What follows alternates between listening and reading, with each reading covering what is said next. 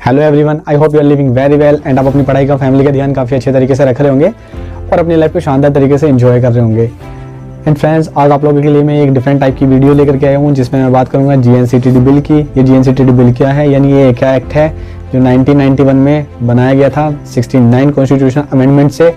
अब हम इसके बारे में बात करने वाले हैं।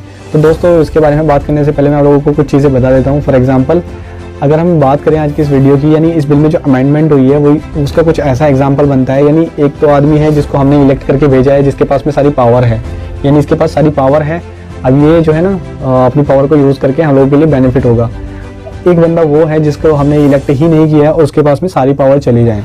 तो इसी तरीके से हुआ है, यानी ये पावर जो इसके पास थी, सभी पावर, ये पावर उठा करके ये पावर सीधा इसको दे दिया, जिसको हम लोग जानते ही नहीं है, जिसको हम लोगों ने इलेक्ट ही नहीं किया। तो समझ रहे हो, यानी पावर को ट्रांसफ़र कर दिया गया इधर से इधर। कैसे? वो इस कॉन्स्टिट्यूशन में अमेंडमेंट करने से। अगर मैं इस कॉन्स्टिट्यूशन अमेंडमेंट की बात करूं तो ये 15 मार्च 2021 को लोकसभा से एंड 24 मार्च 2021 को राज्यसभा से पास हो गया और ये बिल बन गया। अब इस बिल से किसकी पावर इंक्रीज़ हो रही है, किसकी पावर डिक्रीज़ हो रही है, वो आप लोग भी देख सकते हैं अच्छे तरीके से, यानी आप लोग गैस कर सकते हैं उस चीज़ को। कुछ पार्टीज़ हैं जिन्होंने इसको अनडेमोक्रेटिक बताया है, यानी जैसे आम आदमी पार्टी और अदर पार्टी ने भी इसका अपोज किया है।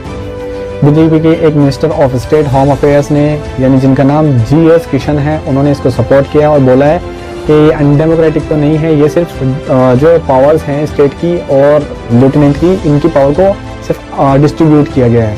ठीक है, उनका कहना ये है यहाँ पर।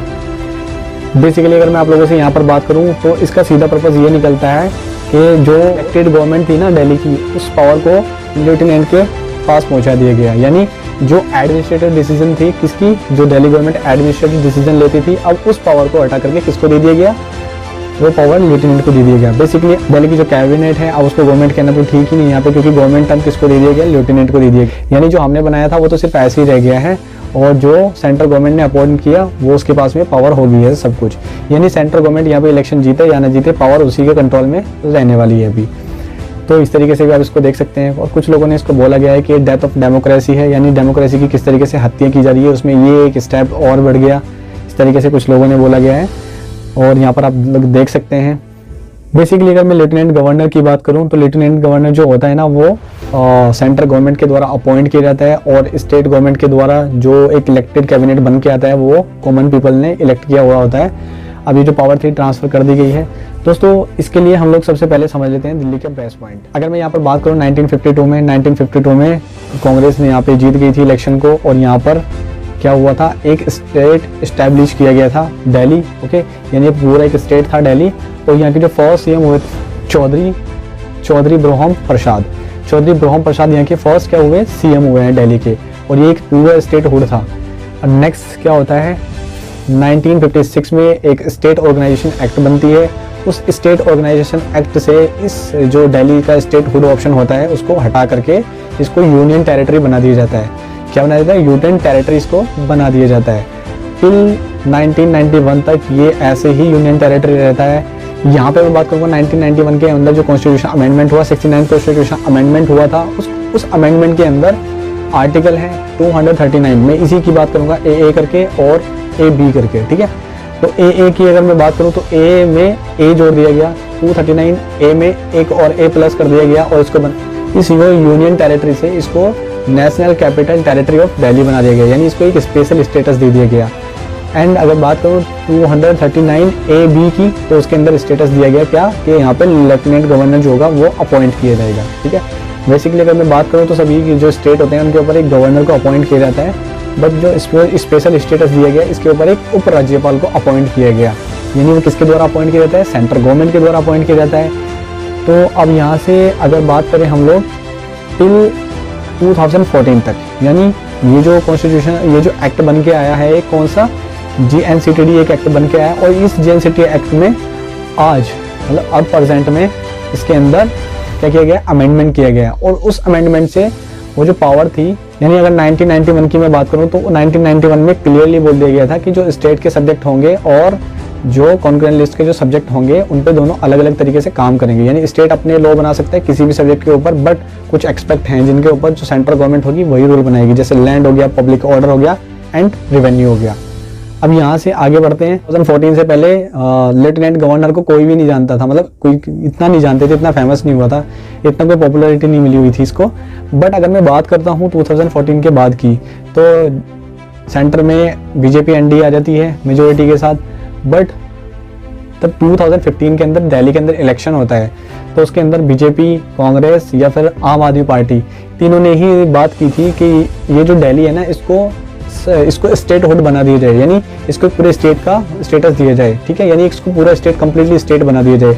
बीजेपी ने भी अपनी मैनिफेस्टो में इसको ऐड किया था 2014 में, और आम आदमी पार्टी ने जब दिल्ली का इलेक्शन हुआ तब इसको अनाउंस किया था अपने मैनिफेस्टो में, और शीला दीक्षित ने भी इसकी डिमांड की थी। ओके, अब होता क्या है, 2015 में आम आदमी पार्टी अच्छी खासी वोटों से जीत जाती है दिल्ली के अंदर, और एक नई गवर्नमेंट इस्टेब्लिश होती है आम आदमी पार्टी।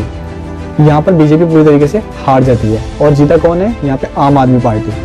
और अब गवर्नमेंट बन गई है आम आदमी पार्टी की, अब वो यहाँ पे एडमिनिस्ट्रेटिव डिसीजन जो होंगे वो लेगी। और अब यहीं से स्टार्ट होता है डिस्प्यूट, किसका, लेफ्टिनेंट गवर्नर का और जो दिल्ली की गवर्नमेंट होने वाली है उन दोनों का।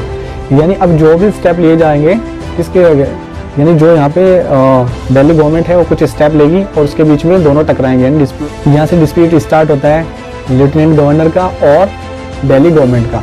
यानी दिल्ली गवर्नमेंट ने एक प्रोग्राम चलाया 24 हेल्पलाइन अगेंस्ट करप्शन। ये दिल्ली गवर्नमेंट ने एक प्रोग्राम चलाया जिसमें क्या है, काफ़ी यूज़फुल हुआ उन लोगों के लिए वो, और काफ़ी अच्छे तरीके से चला। बट लेफ्टिनेंट गवर्नर ने आके बीच में उसको ब्लॉक कर दिया, बोला हमारा सब्जेक्ट है, आप लोग इस पर काम नहीं कर सकते, उसको अपने अंडर में लिया, और जो अच्छा खासा एक प्रोग्राम चल रहा था उसको ब्लॉक किया। आज अगर उसकी बात करूँगा तो वो एक यूजलेस बन के रह गया है, यानी इसका कोई यूज़ भी नहीं हो रहा है। नेक्स्ट यहाँ पर बात करूँ, Sheila Dikshit alleged CNG fitness scam, इसके ऊपर एक कमेटी सेटअप की किसने, अरविंद केजरीवाल कैबिनेट, जो दिल्ली की कैबिनेट थी उसने इसके ऊपर एक कमेटी इस्टेब्लिश की, यानी इसके ऊपर एक जांच होनी चाहिए। तो सेंट्रल गवर्नमेंट ने यहाँ पे आया और बोला कि ये तो लीगली इनवैलिड है, ठीक है, यानी ये तो कर ही नहीं सकते हो आप, तो उसको भी वहाँ से ब्लॉक कर दिया गया।